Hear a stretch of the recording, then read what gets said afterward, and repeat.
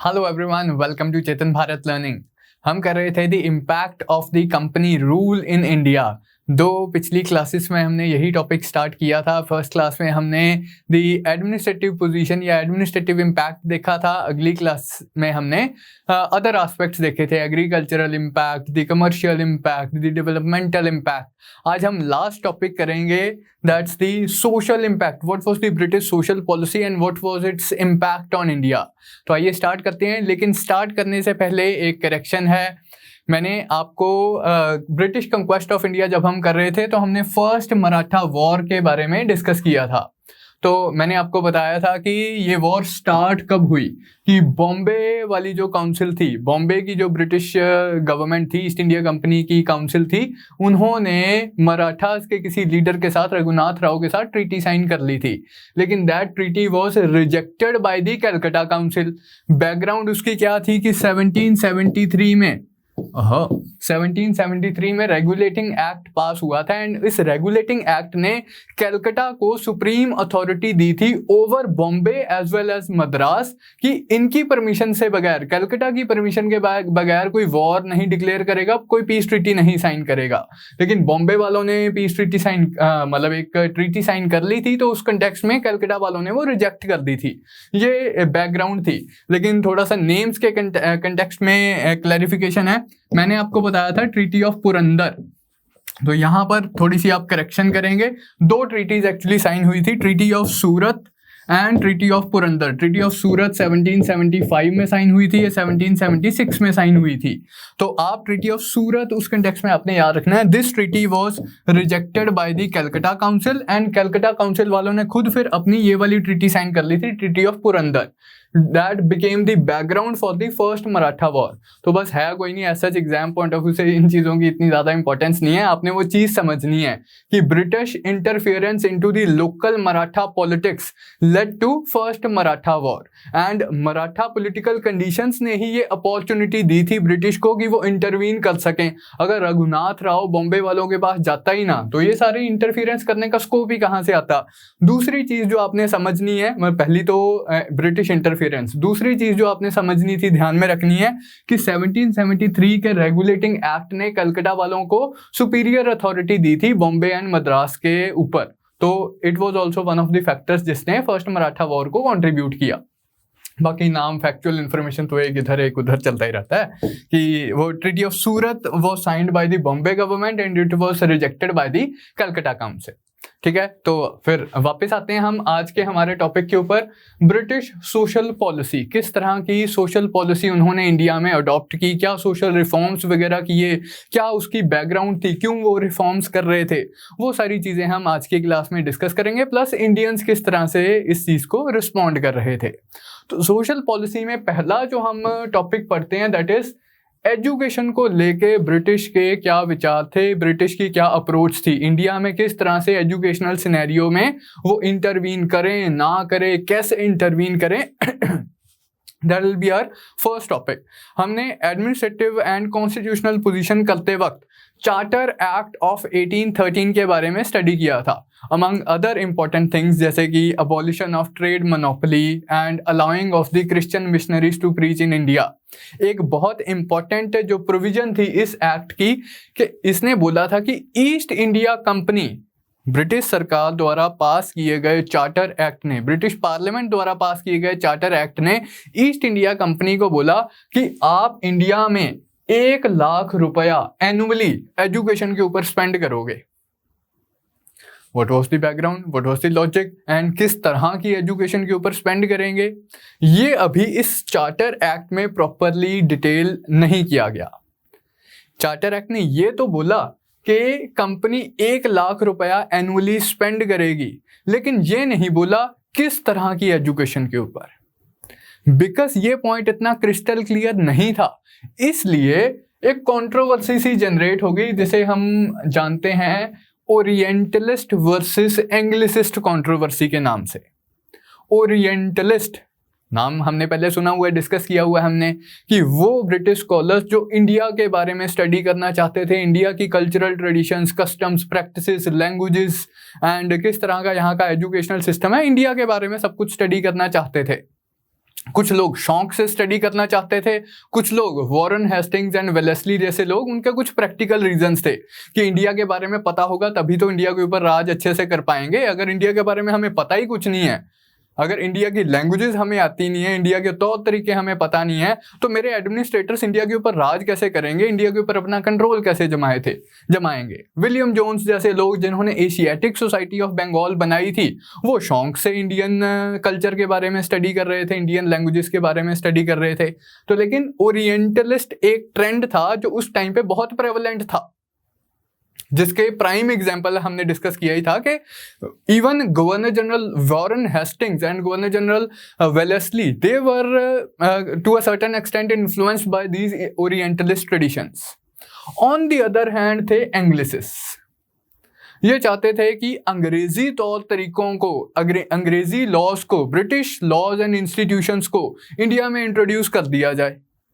तो अब उनके बीच में कंट्रोवर्सी सी जनरेट हो गई कि एजुकेशन के ऊपर 1 लाख रुपया स्पेंड करना है, ये तो ब्रिटिश पार्लियामेंट ने बता दिया एक्ट में। ओरिएंटलिस्ट एजुकेशन के ऊपर या एंग्लिसिस्ट एजुकेशन के ऊपर? इंग्लिश, मतलब इस कंट्रोवर्सी के भी 2 एस्पेक्ट्स थे। एक तो मतलब कैसी पढ़ाई देनी है, क्या वेस्टर्न एजुकेशन देनी है या ट्रेडिशनल इंडियन एजुकेशन इंपार्ट करनी है बच्चों को।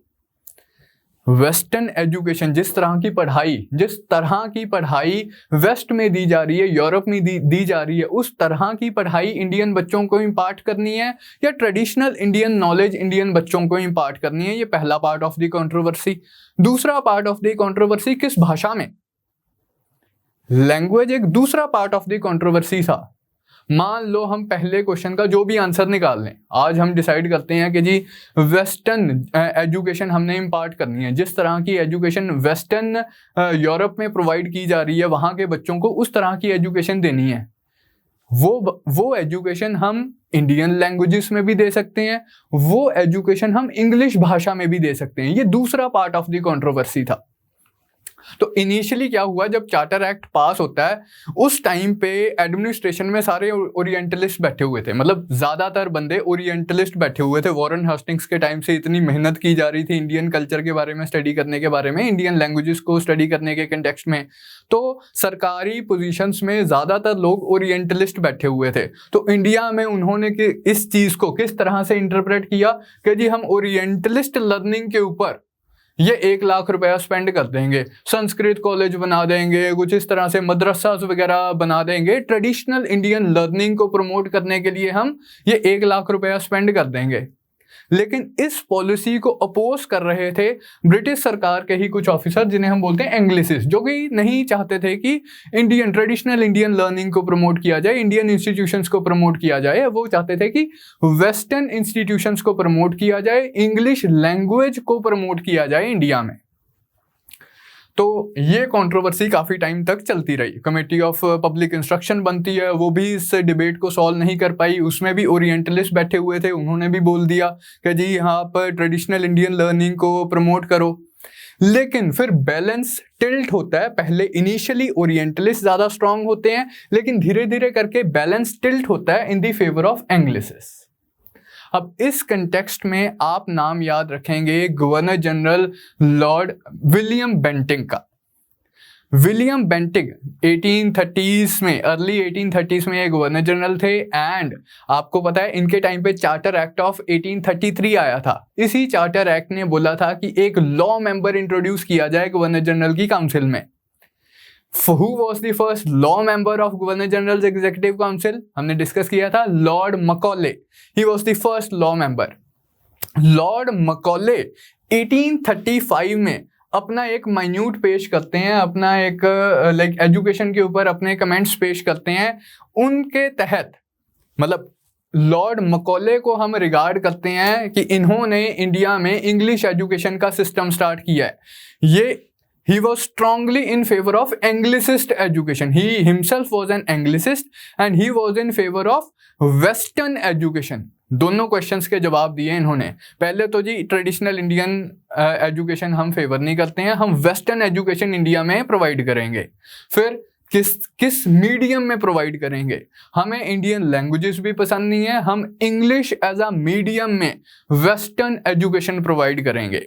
ये डिसीजन लिया जाता है 1835 में by Lord Macaulay, Lord William Bentinck के टाइम पे, जो कि लॉ मेंबर थे। He settled the above controversy in favor of Western education in English medium।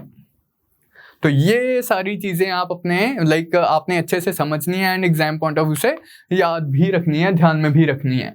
अब इसी एजुकेशन के कंटेक्स्ट में आगे क्या डेवलपमेंट्स हुई। पहले तो लॉर्ड मकॉले ही was full of contempt for orientalist learning, इन्हें ओरिएंटलिज्म बिल्कुल पसंद नहीं था। एक्चुअली ये जो ओरिएंटलिज्म था, अब कहते हैं कि ओरिएंटलिस्ट स्कॉलर्स ने इंडियन सिस्टम को, Indian customs, traditions, religion, society, practices, languages को स्टडी करके जो नॉलेज प्रोड्यूस की, वही नॉलेज बैकग्राउंड बनी फॉर रिजेक्शन ऑफ ओरिएंटलिज्म। ये तो कॉन्ट्राडिक्टरी सी स्टेटमेंट होगी कि ओरिएंटलिस्ट इंडियन सिस्टम को स्टडी कर रहे हैं, लेकिन उसी वजह से ओरिएंटलिज्म रिजेक्ट हो गया। अब कहते हैं कि ओरिएंटलिस्ट स्कॉलर्स ने जो नॉलेज हासिल की, जब इंडियन सिस्टम को स्टडी किया, कल्चर्स एंड प्रैक्टिसेस को स्टडी किया, उन्होंने देखा कि यार इंडियन सिस्टम काफ़ी डिकेड सा सिस्टम है। किसी ज़माने में इंडिया ने ग्लोरी अचीव की होगी, लेकिन as of today India is a decadent society. यहाँ इतनी सारी सोशल इविल्स हैं, इतने सारे रिलीजियस इविल्स हैं, यहाँ कोई एज सच टेक्नोलॉजिकल डेवलपमेंट नहीं हुई, साइंसिस की डेवलपमेंट नहीं हुई, तो इंडिया का सिस्टम इतना अच्छा सिस्टम नहीं है। On the other hand Europe में जो सिस्टम एग्जिस्ट कर रहा है वो एक बेटर सिस्टम है। इसी वजह से ओरिएंटलिज्म की जो अपील थी धीरे धीरे कम होती रही एंड एंग्लिसिज्म की जो अपील थी वो इंक्रीज करती रही। ज्यादा लोग सपोर्ट करने लगे एंग्लिसिज्म को, Lord Macaulay being one of them, Lord William Bentinck being one of them. And not only ये तो सिर्फ चलो ब्रिटिश एडमिनिस्ट्रेटर्स हो गए, even some Indians were in favor of introduction of Western education as well as English language। जैसे कि राजा Ram Mohan Roy, he was also a votary of introduction of Western education in India, क्योंकि उन्हें लगता था कि वेस्टर्न साइंसेस ने काफ़ी ज़्यादा तरक्की की है, अगर वो एजुकेशन इंडिया में इंट्रोड्यूस कर दी होगी तो कर दी जाएगी तो इंडियंस के लिए अच्छा रहेगा, इंडियंस भी प्रोग्रेस करेंगे। तो इस बैकग्राउंड के साथ वेस्टर्न एजुकेशन इंट्रोड्यूस की जाती है लॉर्ड मकॉले की, लेकिन और कुछ अल्टीरियर मोटिव्स भी थे। जैसे उनकी फेमस स्टेटमेंट है, I want Indians in blood and colour but I want Indians in blood and colour but European in taste and preferences. इससे मिलती जुलती कोई स्टेटमेंट थी, कोट एंड कोट नहीं है ये। कि अब प्रैक्टिकल नीड्स को भी हमने समझना है कि क्यों इंग्लिश एजुकेशन इंट्रोड्यूस की जा रही है। एक एस्पेक्ट तो हो गया कि चलो थोड़ा सा रिफॉर्मिस्ट एटीट्यूड था कि इंडियन जो डेकेडेंट इंडियन सोसाइटी है जिसे ये बोल रहे थे उसे ये रिफॉर्म करना चाहते थे, वो भी एक एस्पेक्ट था। यूटिलिटेरियन ट्रेंड था, ये यूटिलिटेरियनिज्म के ऊपर हम डिस्कशन करेंगे थोड़ी सी। या कुछ क्रिश्चियन मिशनरीज थे, 1813 के ही चार्टर एक्ट में क्रिश्चियन मिशनरीज को भी परमिशन मिली थी कि इंडिया जाके आप प्रीच कर सकते हो। क्रिश्चियन मिशनरीज इंडिया आते हैं, वो आके अपनी सरकार के ऊपर प्रेशर बनाना स्टार्ट करते हैं कि इंडिया में तो इतनी सोशल इविल्स हैं, इंडिया में तो इतनी सोशल रिलीजियस इविल्स हैं, हम अपने क्रिश्चियन आइडियल्स को इंडिया में क्यों नहीं इंट्रोड्यूस करते। जिस तरह का सिस्टम ब्रिटेन में है, यूरोप में है, हम उस तरह का सिस्टम इंडिया में क्यों नहीं इंट्रोड्यूस करते। तो इवेंजलिकलिज्म थी, एक क्रिश्चियन रिफॉर्मिस्ट मूवमेंट थी जो ब्रिटेन में एक्टिव थी। उन्होंने अपनी सरकार के ऊपर प्रेशर डालना स्टार्ट किया कि जी इंडिया में आप क्रिश्चियन रिफॉर्म्स, क्रिश्चियन आइडियल्स को इंट्रोड्यूस करो ताकि इंडिया की सोसाइटी का भी उद्धार हो। तो एक तो हो गया रिफॉर्मिस्ट ट्रेंड, चाहे सोसाइटी के पॉइंट ऑफ व्यू से, चाहे रिलीजन के पॉइंट ऑफ व्यू से या सरकार के पॉइंट ऑफ व्यू से, कि कुछ एडमिनिस्ट्रेटर्स रिफॉर्म भी करना चाहते थे। इसलिए इस इंटेंशन के साथ उन्होंने वेस्टर्न एजुकेशन इंग्लिश मीडियम में इंट्रोड्यूस की एंड कुछ इंडियन लीडर्स ने उन्हें सपोर्ट भी किया, जैसे राजा राम मोहन रॉय। एक दूसरा ट्रेंड भी था, वो था प्रैक्टिकल ट्रेंड, प्रैग्मेटिज्म। कह रहे हैं कि हमने इतनी बड़ी एडमिनिस्ट्रेशन बना दी इंडिया में, हमारा एडमिनिस्ट्रेशन धीरे धीरे करके फैल रहा है, हमारे डिपार्टमेंट्स धीरे धीरे करके एक्सपैंड हो रहे हैं। अब ऐसा तो नहीं है कि इन डिपार्टमेंट्स में लोअर लेवल पे जो स्टाफ भर्ती करना है वो सारा का सारा हम इंग्लैंड से लेके आएंगे।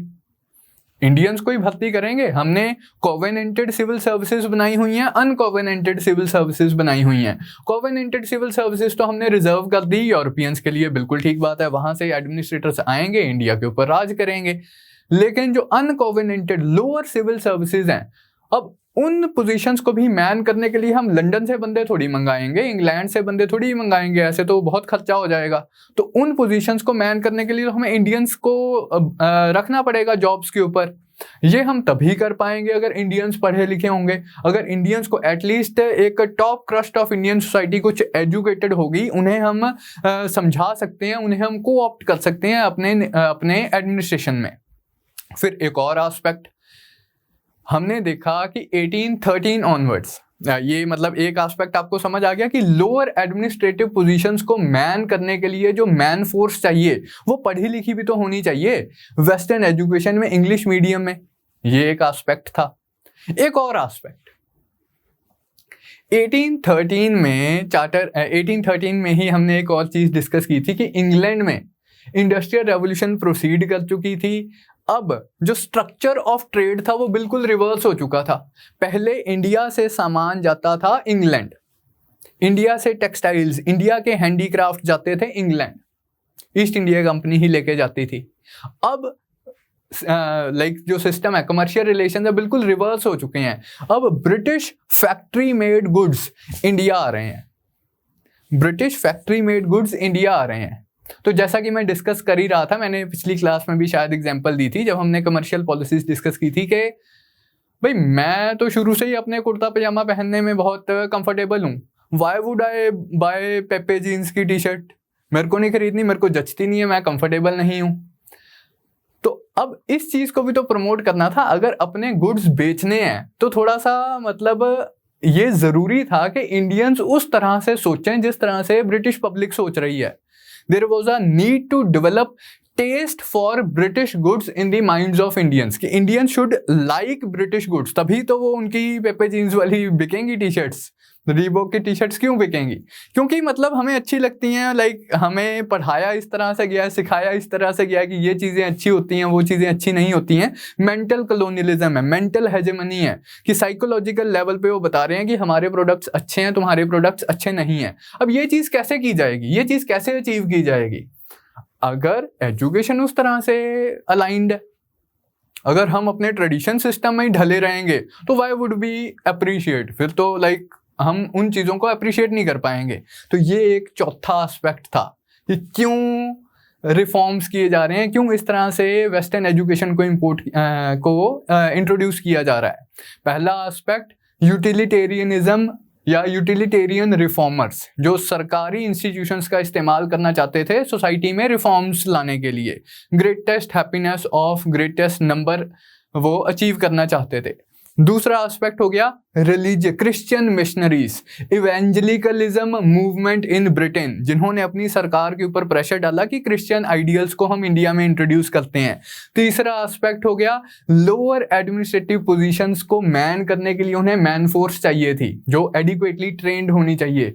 चौथा एस्पेक्ट हो गया कि वही Indians in blood and colour but European in taste and preferences, कि there was a need to develop taste in the minds of Indians with respect to British goods। तो ये कारण थे क्यों वेस्टर्न एजुकेशन इंडिया में introduce की गई। अब आगे क्या डेवलपमेंट्स होती हैं इस कंटेक्स्ट में? इनिशियली जब ये पॉलिसी इंट्रोड्यूस की गई थी, लॉर्ड मकॉले ने जब ये वेस्टर्न एजुकेशन इंट्रोड्यूस की थी, it was meant only for elites, कि बस हमने कुछ अपर सेक्शन ऑफ द इंडियंस को एजुकेट कर दिया, बहुत है, हमें उतनी ज़रूरत है एज ऑफ नाउ। लेकिन इवेंचुअली 1850s आते आते इस पॉलिसी में एक चेंज आया। अब इस पॉलिसी का वन ऑफ द एक प्रीमाइस था कि हमने एलीट्स को एजुकेट कर दिया, आगे ये जो इंडिया के एलीट्स हैं ये खुद ब खुद ही अपनी लोकल लैंग्वेजेस में, जो हम इन्हें इंग्लिश भाषा में सिखाएंगे, या खुद ही अपनी लोकल लैंग्वेजेस में अपनी आम जनता को आगे ट्रांसमिट कर देंगे। हम एलीट्स को एजुकेट करेंगे, इंग्लिश भाषा में वेस्टर्न सिस्टम में ढालेंगे, यही एलीट्स आगे अपने लोकल पॉपुलेशन को हमारे वाला सिस्टम ट्रांसमिट कर देंगे उस भाषा में जो भाषा उन लोगों को समझ आती है। इस चीज को बोला गया downward filtration theory. Downward filtration theory कि हमने जो सिस्टम इंट्रोड्यूस किया, हमारे जो आइडियल्स हैं, हमारी जो प्रेफरेंसेस हैं, ये हम इलीट्स को देंगे, इलीट्स खुद ब खुद नीचे ट्रांसमिट कर देंगे, डाउनवर्ड फिल्ट्रेशन हो जाएगी हमारे आइडियल्स की नीचे वाले लेवल पे। उसका खर्चा भी हमें झेलना नहीं पड़ेगा, हम सिर्फ इनको एजुकेट करने का खर्चा झेलेंगे, ये खुद ब खुद अपने नीचे ट्रांसमिट कर देंगे, डाउनवर्ड फिल्ट्रेशन हो जाएगी। लेकिन 1850s आते आते रियलाइज हुआ कि डाउनवर्ड फिल्ट्रेशन हो नहीं रही है। मोर ओवर ब्रिटिश सरकार ये भी रियलाइज करती है कि यार ऐसा नहीं है कि सिर्फ इलीट्स को एजुकेट कर दिया बात खत्म हो गई है, हमें we also want good workers, we also want good workers जो हमारे साथ एसोसिएटेड हैं, जो हमारे रूल को अप्रिशिएट कर रहे हैं। लार्जर सोसाइटी भी हमारे रूल को, हमारे सिस्टम को थोड़ा सा अप्रिशिएट करे, उन्हें भी थोड़ा सा पढ़ाने की ज़रूरत है। तो उन्होंने ये डाउनवर्ड फिल्ट्रेशन, जो नेक्स्ट पहले तो स्टेप आता है, आप याद रखेंगे 1854 में आता है चार्ल्स वुड का एजुकेशनल डिस्पैच, इसे वुड्स एजुकेशनल डिस्पैच भी बोलते हैं।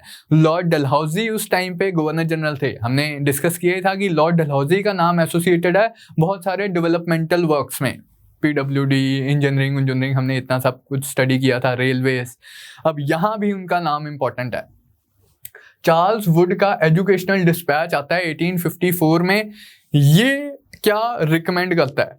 ये पहले तो it repudiated the downward filtration theory, कहते हो तो रही नहीं है, कौन सी downward filtration, and instead favoured general education of masses as well. ये कहता है कि हमें ही खुद रिस्पॉन्सिबिलिटी लेने पड़ेगी general education of masses as well. ऐसा नहीं है कि सिर्फ इलीट्स को पढ़ा के काम चल गया, मासेस को भी एजुकेट करना पड़ेगा।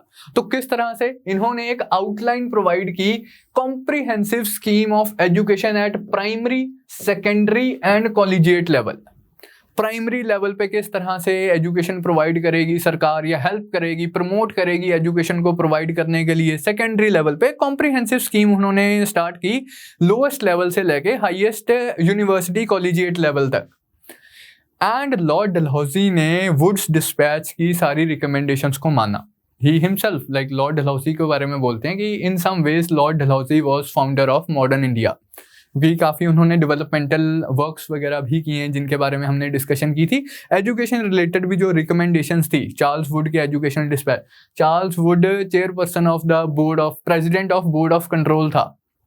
हमने किया था ना कि पिट्स इंडिया एक्ट में 2 बॉडीज बन गई थी, court of directors, board of control. Court of directors commercial activities से डील करेगी, board of control political activities या एडमिनिस्ट्रेटिव एक्टिविटीज में डील करेगा।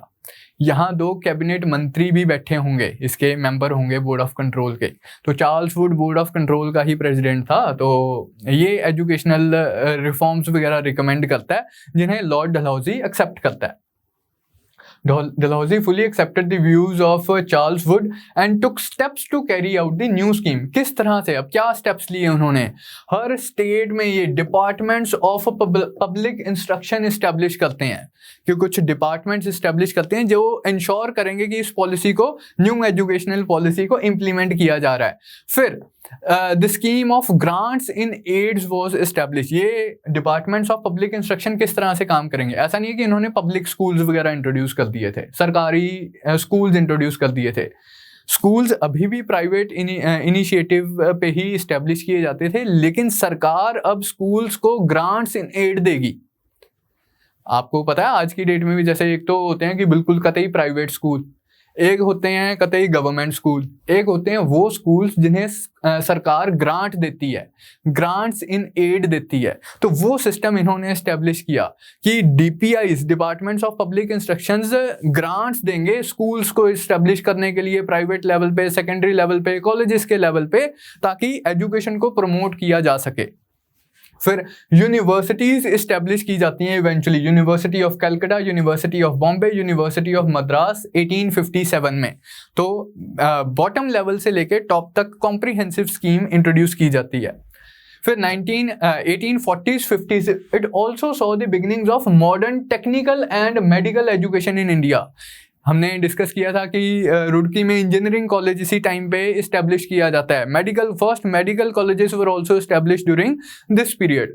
तो इस तरह से ब्रिटिश हमारे एजुकेशनल लैंडस्केप को चेंज करने की कोशिश कर रही थी, and to a certain extent it was a positive development. लेकिन टू अ सर्टेन, अगर आपको क्रिटिकली इसे एनालाइज करना हो कि किस तरह से इसका एक नेगेटिव एस्पेक्ट था, वो आप वो सारी बातें लिख सकते हो जो हमने पिछले डिस्कस की, कि जो एक मेंटल साइकोलॉजिकल हेजेमनी क्रिएट करने की कोशिश की जा रही थी।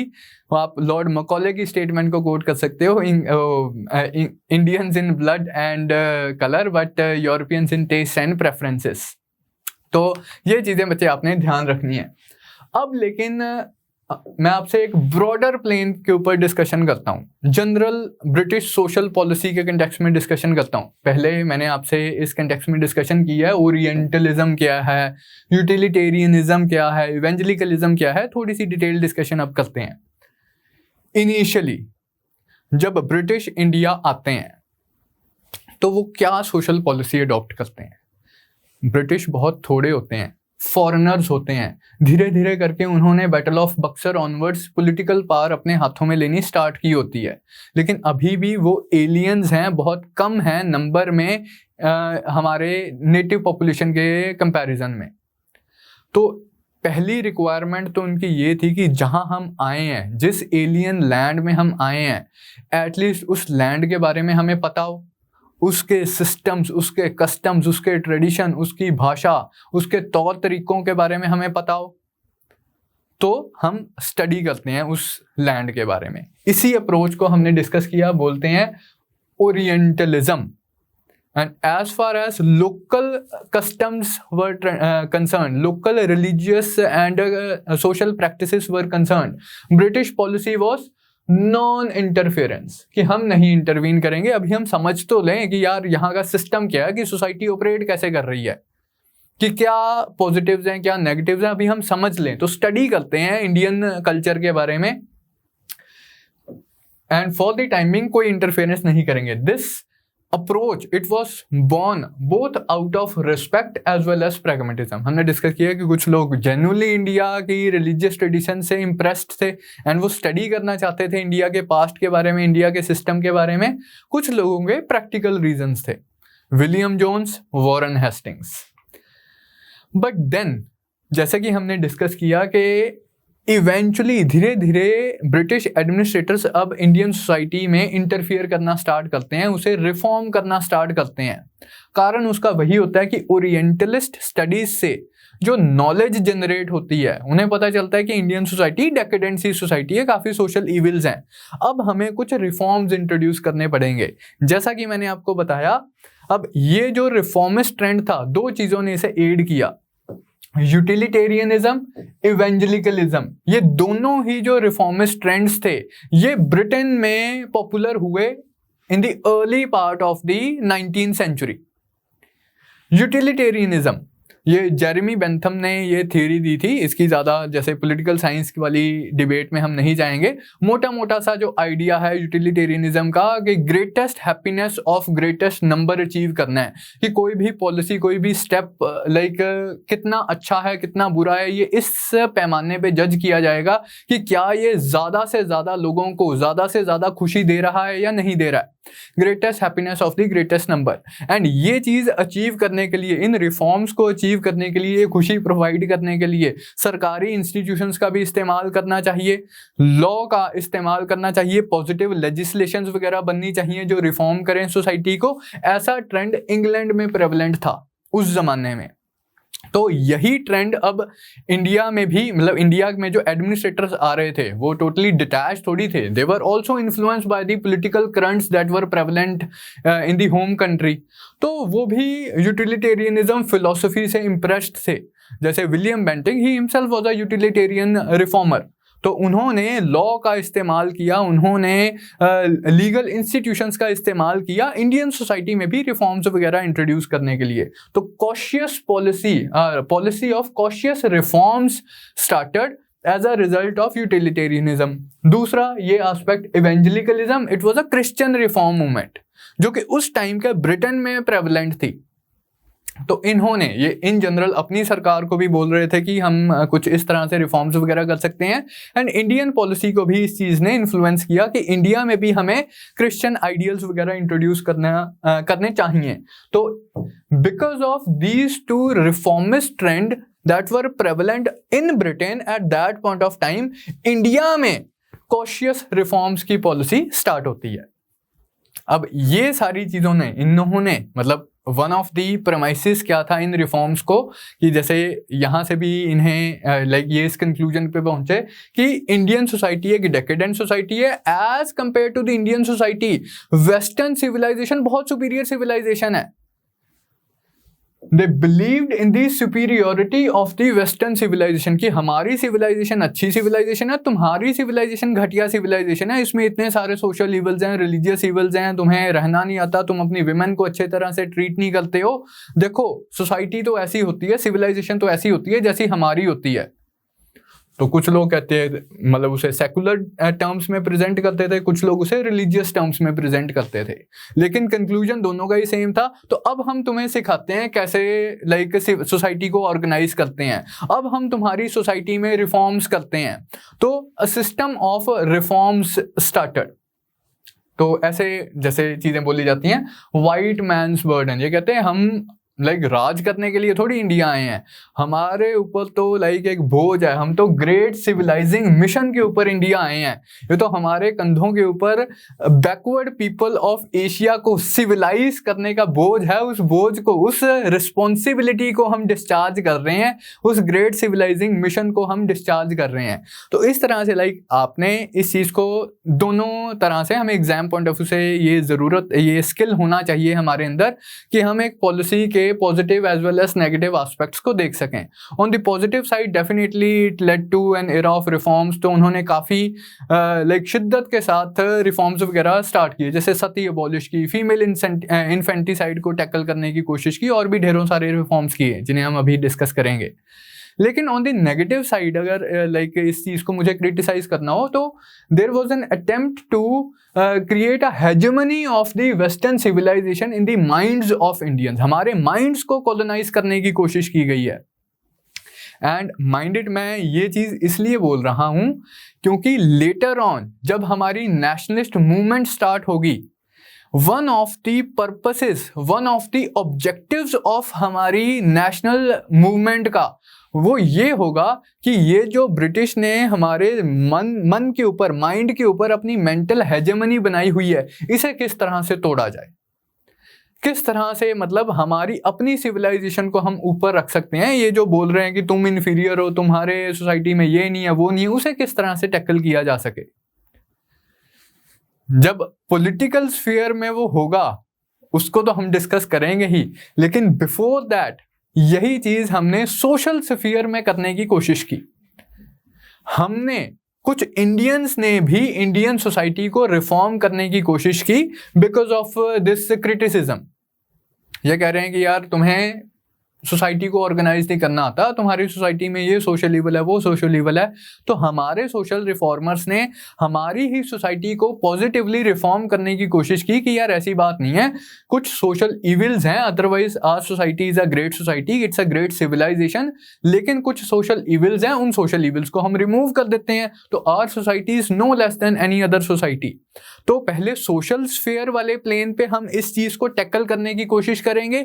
लेटर ऑन जब नेशनलिस्ट मूवमेंट स्टार्ट होगी तो नेशनलिस्ट भी इस चीज को टैकल करने की कोशिश करेंगे, पर्टिकुलरली जो एक्सट्रीमिस्ट नेशनलिज्म है, बाल गंगाधर तिलक, जो अरबिंदो घोष हैं, ये जो एक्सट्रीमिस्ट नेशनलिस्ट हैं, ये इस चीज़ को अग्रेसिवली काउंटर करेंगे कि हमारी सिविलाइजेशन वेस्टर्न सिविलाइजेशन से घटिया सिविलाइजेशन नहीं है, ये तो जस्ट तुम लोगों का डिस्कोर्स है, ये तो बस ऐसा बोल बोल के तुमने हमारे माइंड को कॉलोनाइज कर दिया है।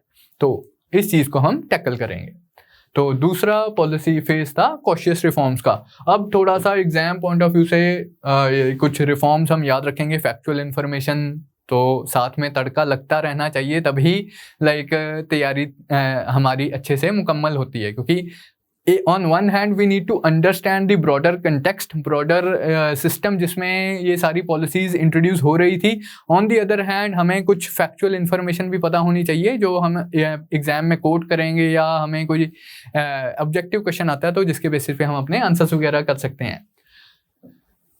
बैन ऑन फीमेल इन्फेंटिसाइड, ये लॉर्ड वेलेस्ली के टाइम पे ये रिफॉर्म हुआ था 1802 के आसपास. This ban was imposed on female infanticide. It was a social evil that was prevalent. The girl child was not wanted. तो बर्थ होने के बाद फीमेल चाइल्ड को मार दिया जाता था. The practice was very, of course it's a very negative practice, and British administrators they were so angry because of this practice. Lord Wellesley ने आते ही मतलब काफ़ी उन्होंने डिस्कशंस वगैरह की अपने एडमिनिस्ट्रेटर्स के साथ, एंड 1802 में इस चीज़ को रिफॉर्म बैन कर दिया. Then the practice of a widow being burnt on the funeral pyre of her husband, कि हस्बैंड की डेथ होती है तो उसकी चिता में उसकी जो विडो है वो अपने आप को जला दी जाएगी. The practice of Sati, it was also one of the social evils जो कि उस टाइम की इंडियन सोसाइटी में प्रेवलेंट थी. इसे 1829 में अबॉलिश कर दिया गया. इस टाइम पे गवर्नर जनरल थे Lord William Bentinck, and Lord William Bentinck was supported by, like in this step he was supported by an Indian reformer Raja Ram Mohan Roy. तो Lord William Bentinck governor general supported by Raja Ram Mohan Roy. इसी तरह से 1843 में India में slavery abolish कर दी गई. Slavery medieval time से, मतलब एंशिएंट मेडिवल टाइम से इंडिया में स्लेवरी का इंस्टीट्यूशन चल रहा था. ब्रिटेन में भी ये इंस्टीट्यूशन उस टाइम पे काफ़ी मेडिवल टाइम्स में प्रेवलेंट था, लेकिन ब्रिटेन में इस चीज़ को अबॉलिश कर दिया गया था. ब्रिटिश कॉलोनीज में 1830s में इस चीज़ को अबॉलिश कर दिया गया था. इंडिया में स्लेवरी को अबॉलिश किया गया है 1843 में. ही ह्यूमन राइट्स के अगेंस्ट है. नेक्स्ट एक इंपॉर्टेंट रिफॉर्म और जो आप याद रखेंगे, the allowing of widow remarriage. Widows की प्लाइट बहुत ही बुरी थी. विडोज को बहुत बुरे से ट्रीट किया जाता था, उनकी हालत बहुत ख़राब होती थी. तो इस कंटेक्स्ट में इंडियन रिफॉर्मर्स भी चाहते थे कि विडो रीमैरिज अलाउ कर दी जाए, एंड लॉर्ड डलहौजी 1856 में विडो रीमैरिज को लीगलाइज कर देते हैं.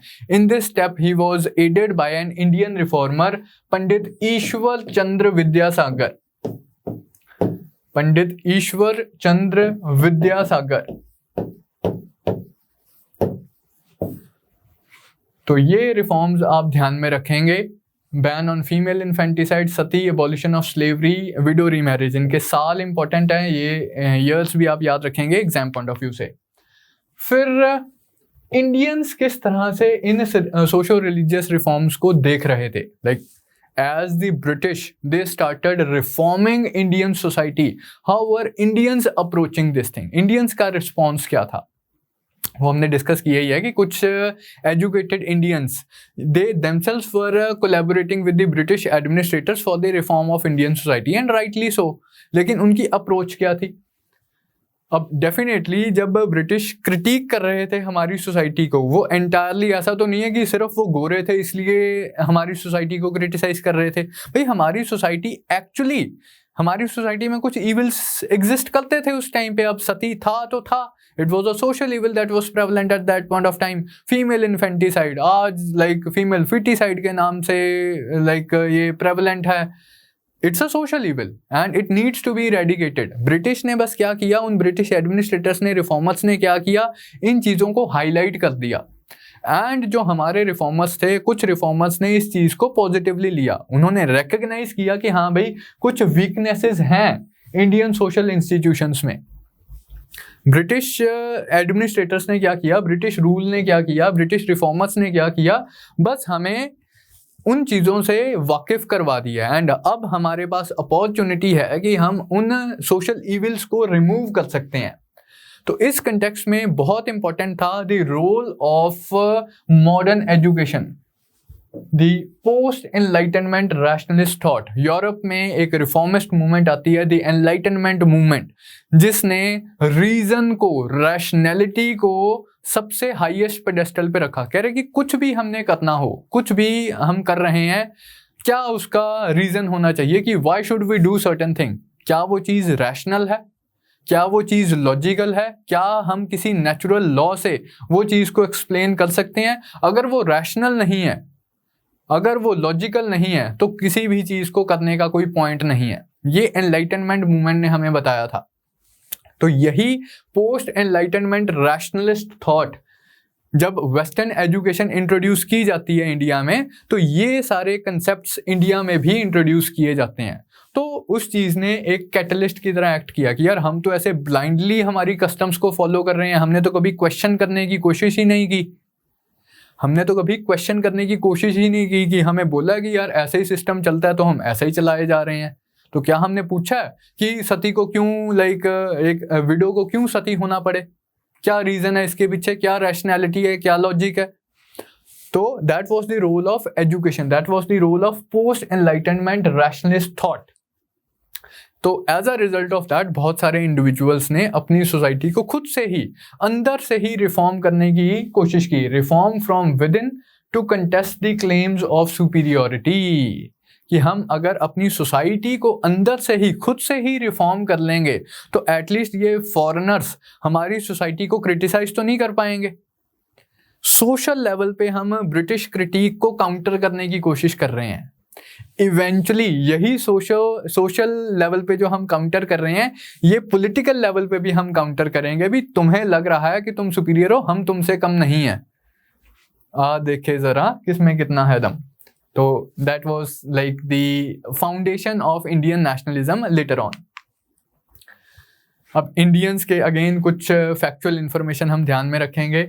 The earliest expression of reform was in Bengal. उस टाइम पे Calcutta was the capital of the British Raj in India, and Bengal वाले रीजन में ही मतलब सबसे ज़्यादा एजुकेटेड इंडियंस एग्जिस्ट कर रहे थे एंड जिन्होंने अपनी सोसाइटी को रिफॉर्म करने के बारे में सोचा।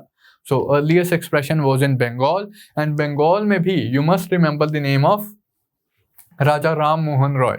पहले तो सबसे पहली फैक्चुअल इंफॉर्मेशन जो इनके बारे में हम ध्यान में रखेंगे, इन्हें राजा का टाइटल किसने दिया। नाम तो था राम मोहन, तो राम मोहन को राजा किसने बुलाया। राजा का टाइटल देते हैं इन्हें Mughal emperor Akbar the second. उस टाइम पे Akbar the second was the Mughal emperor and Mughal emperor was a pensioner of the British. तो मुगल एम्परर चाहता था कि उनकी पेंशन इंक्रीज कर दी जाए, तो उसके लिए इंग्लैंड जाना पड़ेगा, इंग्लैंड के क्राउन से बात करनी पड़ेगी, यार मेरी पेंशन इंक्रीज करी जाए। तो अकबर द सेकंड वो भेजते हैं राजा राम मोहन रॉय को, वो कहते तू चला जा मेरे बिहाफ पे, तू नेगोशिएट कर लियो, मेरी पेंशन बढ़वा दियो। तो राम मोहन रॉय कहता है कि यार मेरे से कौन बात करेगा, मैं तो एक तुच्छ छोटा सा प्राणी हूँ, वहाँ के लाइक इतने बड़े अरिस्टोक्रेट्स हैं, नोबल्स हैं, वो लाइक मेरे से क्यों बात करेंगे। तो कह रहे कि ऐसे तो तुच्छ प्राणी थोड़ी है, मैं मुगल एम्परर हूँ, आज से मैं तुझे राजा का टाइटल देता हूँ। तो hence he was known as Raja Ram Mohan Roy. He was also known as first modern Indian, very educated, well versed in Persian, well versed in Bengali, in English and in so many other languages। ये social religious reform के context में 1813 में एक organisation बनाते हैं जिसे बोलते हैं Atmiya Sabha. Socio religious reforms के कंटेक्स्ट में आइडल वर्शिप नहीं करनी है, rationalism, reason should be the like parameter जिससे हम अपनी एक्टिविटीज़ को, जिससे हम अपने कस्टम्स को जज करें। अगर कोई चीज़ रैशनल नहीं है तो हमें वो चीज़ नहीं करनी चाहिए। Again impressed by post enlightenment rationalist thought. यही जो आत्मीय सभा थी 1828 में ये कन्वर्ट होती है ब्रह्मो समाज में। आत्मीय सभा पहले ब्रह्मो सभा बन जाती है, फिर ब्रह्मो समाज बन जाता है 1828 में। ब्रह्मो समाज, आपसे पूछा जाए who was the founder of Brahmo Samaj, Raja Ram Mohan Roy. He wanted to reform Hinduism in the light of reason and going back to its purest form as enshrined in the Vedanta texts। अब ये वेदांता इंपॉर्टेंट है कि इंडियन रिलीजन ये कहते हैं कि ये जो सोशल इविल्स हमें नज़र आ रही हैं, सोशो रिलीजियस इविल्स हमें नज़र आ रही हैं, ये तो over the period of time editions हैं। ऐसे मतलब सोसाइटी में कुछ इल्स इंट्रोड्यूस हो गई हैं। ऐसा नहीं है कि रिलीजन जैसा ट्रेडिशनली एग्जिस्ट कर रहा था, ओरिजिनली एग्जिस्ट कर रहा था, उसमें कुछ फ्लॉज थे। पुराने वाला सिस्टम फिर भी बेटर था। तो he wanted to restore Hinduism to its older glory as enshrined in the Vedanta text. Vedanta क्या है? उपनिषादिक टेक्स्ट में जिस तरह का हिंदुइज्म प्रेजेंट किया गया उस तरह का हिंदुइज्म ये रिस्टोर करना चाहते थे। अब इन्होंने इंडियन रिलीजियस टेक्स्ट में वेदांत वाले टेक्स्ट को इंपॉर्टेंस दिया। Of course he was like Vedas को भी ऐसा नहीं है कि उन्होंने रिजेक्ट किया या अदर रिलीजियस लिटरेचर को इन्होंने रिजेक्ट किया है, नहीं ऐसा नहीं है, लेकिन वेदांत वाला जो लिटरेचर है, उपनिषादिक लिटरेचर को इन्होंने ज़्यादा थोड़ी सी इंपॉर्टेंस दिया है एज फार एज हिंदुइज्म से रिलेटेड लिटरेचर इज कंसर्न। बाकी ये तो था ही है कि ऐसा नहीं है कि अगर किसी रिलीजियस बुक में कुछ लिखा हुआ है तो उसे सच मानना ही मानना है। सबसे प्राइमरी उनका जो टेस्ट होता था वो होता था टेस्ट ऑफ रीजन। क्या कोई चीज़ रैशनल है, क्या कोई चीज़ लॉजिकल है, क्या जो भी हम कस्टम्स ट्रेडिशंस फॉलो कर रहे हैं उन्हें लॉजिकली एक्सप्लेन किया जा सकता है, हमारे पास कोई एक्सप्लेनेशन है, नहीं तो हमें वो चीज़ें नहीं करनी चाहिए। जैसे कि इन्होंने आइडोलेट्री को, आइडल वर्शिप को कंडेम किया। उस टाइम आइडल वर्शिप एग्जिस्ट नहीं करती थी वेदांतिक टाइम्स में, लेटर वैदिक टाइम्स में। Priest crafts, unnecessary hold of priest on Indian society, इस चीज़ को इन्होंने कंडेम किया कि लोग तो सुपरस्टिशियस थे ही। ये सुपरस्टिशन किस तरह से इन्हें बढ़ावा मिलता था कि लोग ऐसे प्रीस्ट के पास चले जाते थे, किसी पुजारी के पास चले गए, किसी बाबा जी के पास चले गए, उन्होंने कोई उपाय बता दिया, कोई कुछ बता दिया, तो इस चीज़ के वो अगेंस्ट थे।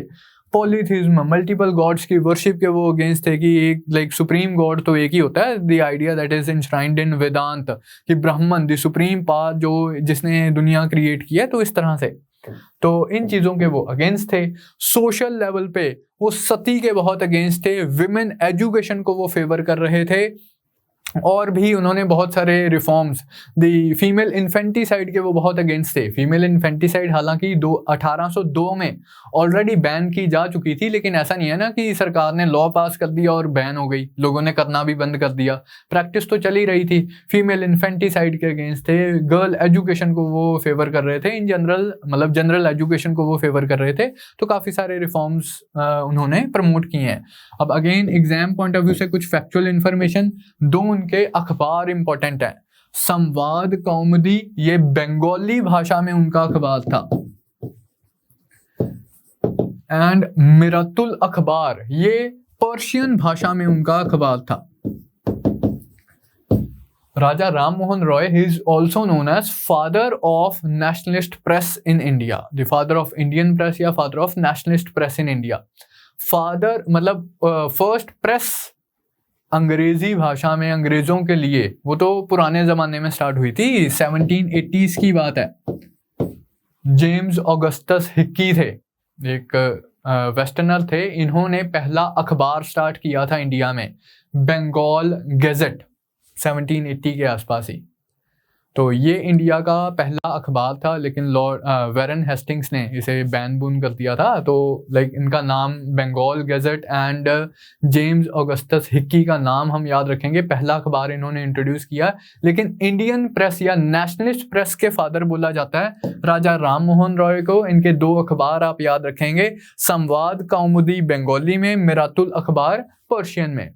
फिर उन्होंने काफ़ी सारी बुक्स लिखी हैं, जिनमें से दो बुक्स का नाम तो डेफिनेटली आप याद रखेंगे, precepts of Jesus and a gift to the monotheists. और भी बहुत सारी किताबें हैं, तो लेकिन ये मतलब इंफॉर्मेशन तो एग्जाम पॉइंट ऑफ व्यू से मस्ट है, जिसे आप याद रखेंगे।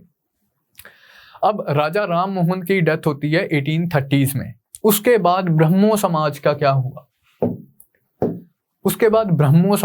हुआ? तो ब्रह्मो समाज की लीडरशिप जाती है देवेंद्र नाथ टैगोर के पास।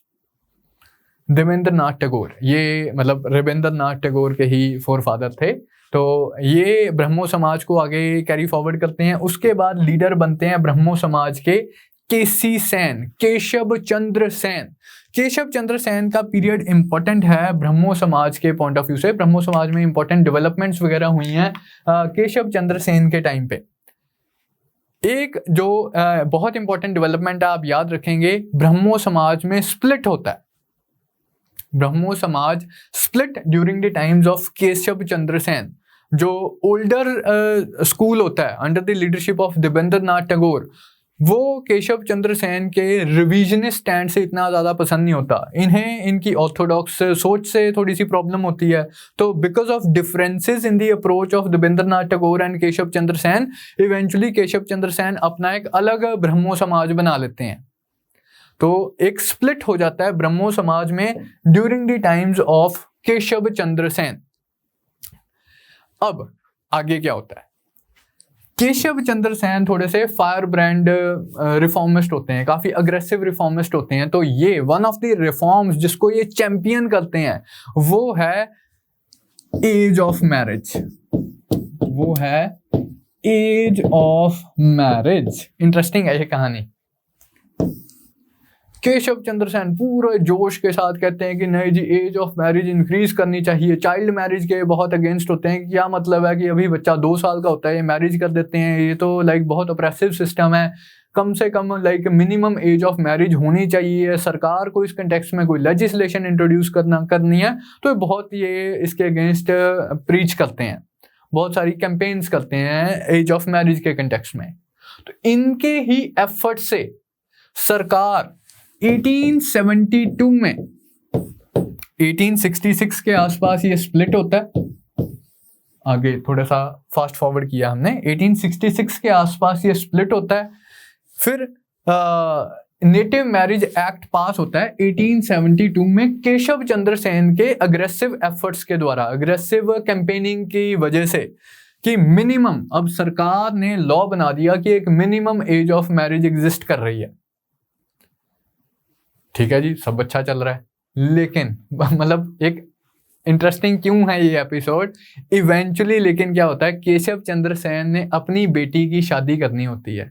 अच्छा रिश्ता आता है, केशव चंद्र सेन से मना नहीं होता कि भाई ये तो लाइक बहुत महाराजा ऑफ कूच बिहार से अपनी माइनर बेटी की, अपनी 9 साल की बेटी की वो शादी कर देते हैं। सारी उम्र वो प्रीच कर रहे होते हैं कि मिनिमम एज होनी चाहिए, मिनिमम एज होनी चाहिए, मिनिमम एज होनी चाहिए। सरकार एक्ट भी पास कर देती है। इनके जो फॉलोअर्स होते हैं वो बहुत खुश होते हैं कि हमारे एफर्ट सक्सेसफुल हुए, लेकिन जब खुद की बेटी की बारी आई तो अभी वो माइनर थे, सिर्फ 9 साल की थी, लेकिन अच्छा रिश्ता आया इनके हिसाब से महाराजा ऑफ कूच बिहार का, तो इनसे लाइक इन्होंने अपनी बेटी की शादी कर दी। अब इनके जो फॉलोअर्स थे वो काफ़ी डिसएंचेंट हो जाते हैं कि यार ये क्या बात करी बनी कि प्रीच हम कुछ कर रहे हैं, कर लाइफ में कुछ रहे हैं। तो उन्होंने अपना साधारण ब्रह्मो समाज बना लिया। एक दूसरा स्प्लिट होता है 1870s में, 1878 के आसपास। अब इसके फॉलोअर्स क्या करते हैं, 76-78 के आसपास इसके फॉलोअर्स साधारण ब्रह्मो समाज बना लेते हैं। हमें नहीं भाई ऐसा कोई ब्रह्मो समाज चाहिए जिसमें हम प्रीच तो कुछ कर रहे हैं लेकिन इम्प्लीमेंट कुछ कर रहे हैं। तो ये कुछ चीज़ें हैं, आप ध्यान में रखेंगे, याद रखेंगे, factual information exam point of view से। कुछ और भी इस कंटेक्स्ट में, मतलब ये ऐसा टॉपिक है, बहुत ज़्यादा फैक्चुअल इन्फॉर्मेशन है इसमें, तो कुछ डेट्स वगैरह या नाम वगैरह आपकी शीट में होंगे, आप ध्यान रख सकते हैं। अब कुछ और अदर रिफॉर्म मूवमेंट्स की अगर हम बात करें, और भी रिलीजियस ट्रेडिशंस में बहुत सारे रिफॉर्म मूवमेंट्स स्टार्ट होती हैं। एग्जाम पॉइंट ऑफ व्यू से इन मूवमेंट्स का लाइक फाउंडर कौन थे, कब स्टार्ट हुई, ये सारी इन्फॉर्मेशन हमारे एग्जाम पॉइंट ऑफ व्यू से इंपॉर्टेंट रहती है। तो पहले तो हम वही फैक्चुअल इन्फॉर्मेशन थोड़ी सी देख लेते हैं, लेकिन जैसा मैंने कहा इस इन्फॉर्मेशन का कोई अंत नहीं है। आप लाइक 4 घंटे सिर्फ नेम्स ऑफ दी ये रिफॉर्म मूवमेंट्स ही कर सकते हैं, हम स्पेंड कर सकते हैं कि इन्होंने क्या किया, इसके रिफॉर्मर कौन थे, कब बना। तो काफ़ी ये लंबा चौड़ा सा इसमें लिस्ट हो सकता है, लेकिन हमारे एग्जाम पॉइंट ऑफ व्यू से जितनी हम लाइक हमें याद करने की ज़रूरत है, मैंने यहाँ पर इंक्लूड की हैं, उतनी इन्फॉर्मेशन हमें पता होनी ही चाहिए हर हालत में। बाकी इनमें से काफ़ी सारी मूवमेंट्स पोस्ट 1857 पीरियड की हैं। 1857 के रिवोल्ट के बाद वाले पीरियड से ये काफ़ी सारी मूवमेंट्स बिलोंग करती हैं। तो इनके इम्पोर्टेंस को समझने के लिए हमें उस टाइम की पॉलिटिकल कंटेक्स्ट को समझने की ज़रूरत है, तो हम बेटर अप्रिशिएट कर पाएंगे इन मूवमेंट्स के कंटेक्स्ट को। जैसे आर्य समाज, सबने नाम सुना हुआ है आर्य समाज का। स्वामी दयानंद आर्य समाज की फाउंडेशन रखते हैं 1875 में।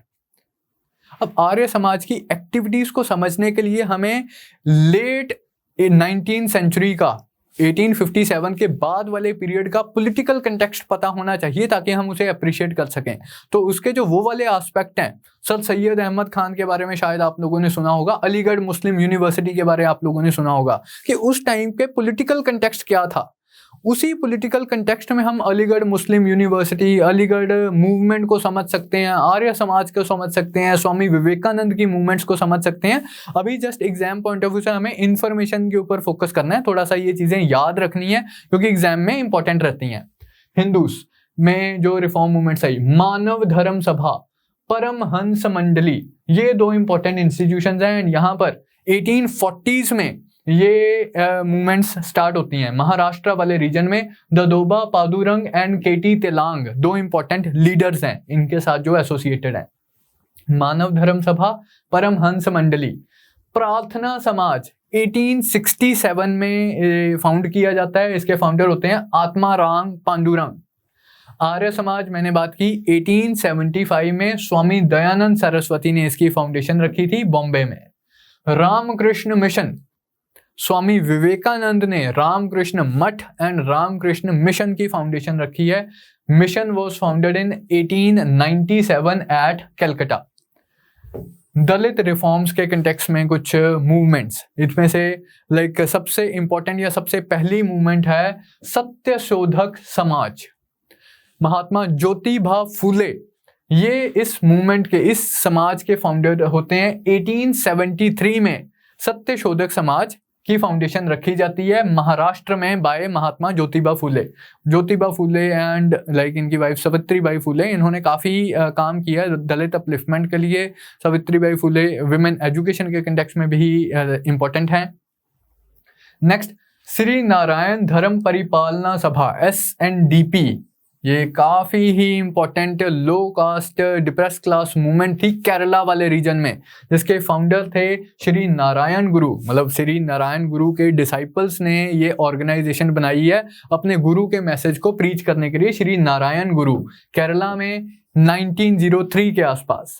मुस्लिम रिफॉर्म्स की बात करें, अहमदिया मूवमेंट ये स्टार्ट होती है 1889 में by Mirza Ghulam Ahmad in Qadian. Qadian is a place in Gurdaspur district Punjab. And यहाँ पर मिर्जा गुलाम अहमद फाउंडेशन रखते हैं अहमदिया मूवमेंट की। इसी तरह से थोड़ी सी like more western oriented initially आप बोल सकते हैं अलीगढ़ मूवमेंट, जिसकी फाउंडेशन रखते हैं sir Syed Ahmad Khan at Aligarh, present day Uttar Pradesh में, इन 1875। कि मुस्लिम्स को वेस्टर्न लाइंस के ऊपर थोड़ा सा एजुकेट करने की ज़रूरत है, एजुकेशन को प्रमोट करने की ज़रूरत है, वो सारी चीज़ें इन्होंने इनिशियली हाईलाइट की। लेटर ऑन पॉलिटिक्स के साथ किस तरह से ये इंटरमिंगल सी हुई एंड उसके आगे कॉन्सिक्वेंसेस क्या हुए, ये हम बाद वाले पीरियड में करेंगे जब हम नेशनलिज्म वाला पीरियड स्टडी कर रहे होंगे। अभी just fact, Aligarh movement 1875, sir Syed Ahmad Khan, Aligarh. Sikh reform movement, इसमें पहले तो सिंह सभा मूवमेंट आ जाती है 1870s में for the revival of Punjabi literature and Sikh literature and other reforms, plus gurdwara reform movement of 1920s। Interestingly ये जो सिख गुरुद्वारा रिफॉर्म मूवमेंट थी उस टाइम पे ज़्यादा प्रोमिनेंस में आई जब नेशनल लेवल पे नॉन कॉपरेशन मूवमेंट चल रही थी, तो उसका क्या किस तरह से इंटरेक्ट कर रही थी, ये सारी चीज़ें हम डिस्कस करेंगे। गुरुद्वारा रिफॉर्म मूवमेंट 1920s में। पारसी के रिफॉर्म के कंटेक्स्ट में, ज़ोरास्ट्रिज्म जो पारसीज हैं उनके रिफॉर्म्स के कंटेक्स्ट में Rahnumai Mazdayasnan Sabha, it literally means Parsi reform movement. तो 1851 में Naoroji Furdoonji, Dadabhai Naoroji, the grand old man of India, Dadabhai Naoroji Furdoonji and SS Bengali, ये एसोसिएटेड होते हैं रहनुमाई मजदासियां सभा के साथ। उनका लाइक एक फेमस अखबार भी है रस्त गोफ्तर, तो उसके एडिटर भी रहे हैं दादा भाई नेरोजी एंड SS बंगाली। तो अभी जैसे ये आप बहुत सारे नाम हैं, बहुत सारे साल हैं, अपनी तरफ से मैंने लाइक छांटी तो करने की कोशिश की है, लेकिन स्टिल मतलब आई वुड रिक्वेस्ट कि अगर आप ये सारे नाम अगर आप याद रखेंगे, इनमें से कोई स्किप नहीं करेंगे, तो एग्जाम में लाइक काफ़ी हम कंफर्टेबली सेल थ्रू करेंगे। फिर भाई अब एक मैंने 2 क्वेश्चंस इंक्लूड किए हैं, ये आपके लिए फूड फॉर थॉट रहेंगे। हमने सोचना है now that we have understood the context of these reform movements, तो कुछ चीज़ों के ऊपर हमें सोच विचार करने की ज़रूरत है। जैसे वो क्वेश्चन के फॉर्म में हम करेंगे, the reform movements in the 19th century India had an all embracing scope covering within their ambit not only the social reforms but also religious reforms and political and even political undertones.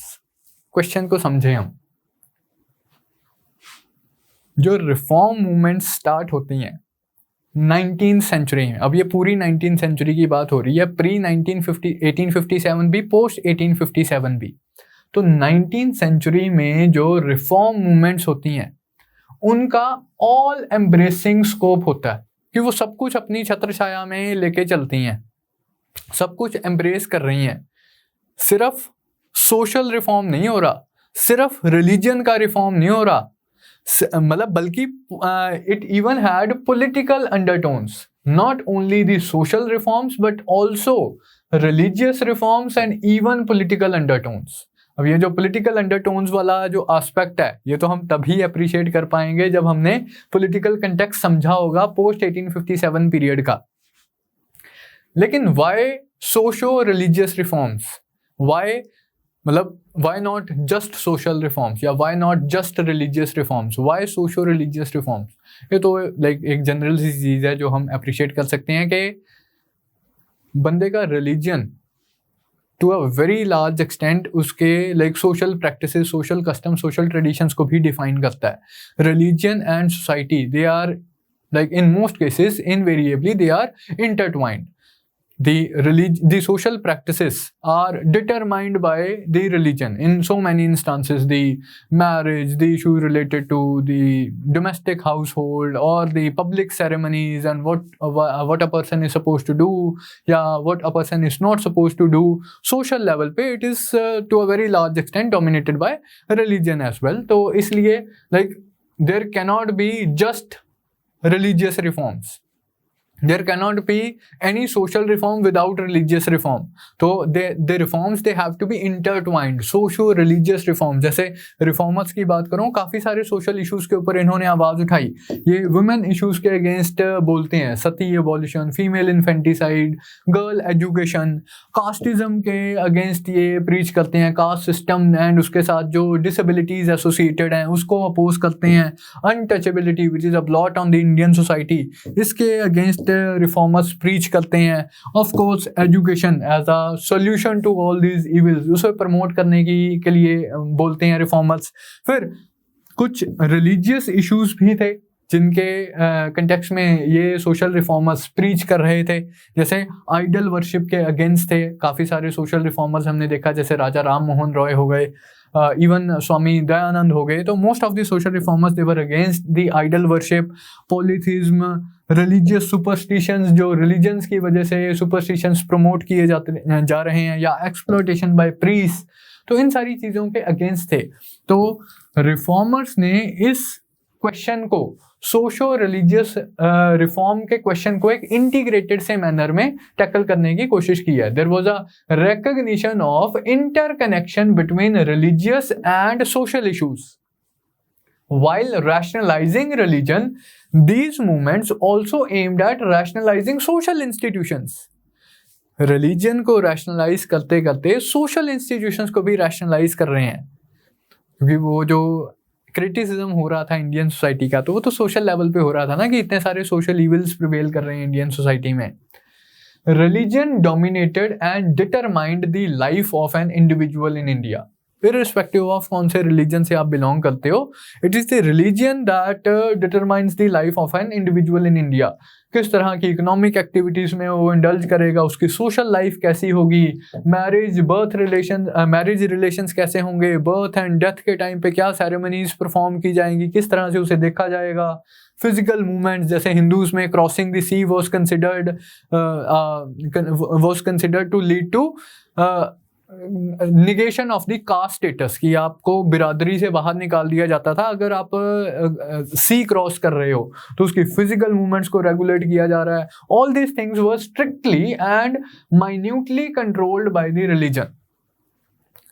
Cast system का hold देखो, just to take an example, caste system का hold देखो कि बंदा sea को cross कर रहा है, that would lead to loss of caste, बिरादरी से निकाल दिया जाएगा, कास्ट जो बिरादरी होगी उससे निकाल दिया जाएगा। फिजिकल मूवमेंट को भी रेगुलेट किया जा सकता है कि कहाँ जाना है कहाँ नहीं जाना, एंड लाइक रिलीजियस एस्पेक्ट उसका कि कौन से जगह पे जाना है, जैसे विमेन के अगेंस्ट कि इस मंदिर में नहीं जाना, इस मंदिर में नहीं जाना, आप पोल्यूटिंग इन्फ्लुएंस है आपका। तो काफ़ी सारे social evils they were intimately tied with the religious practices prevalent at that point of time. So it was indispensable for the religious reform movements to have an all-embracing program of religion, social and even political reform. इसमें मैंने political reform के ऊपर ज़्यादा discussion नहीं की है क्योंकि हमने वो पॉलिटिकल कंटेक्स्ट समझा नहीं है, वो हम पोस्ट 1857 जब पॉलिटिकल डेवलपमेंट्स करेंगे तब मैं इस क्वेश्चन के ऊपर दोबारा आऊँगा। क्वेश्चन के ऊपर मतलब इस टॉपिक के ऊपर दोबारा हम डिस्कशन करेंगे किस तरह से जो हमारी रिफॉर्म मूवमेंट्स थी उनकी पॉलिटिकल अंडरटोन्स भी थी।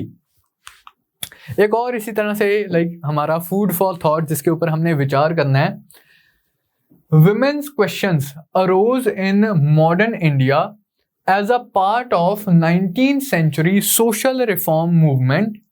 What were the major issues and debates concerning the women in that period?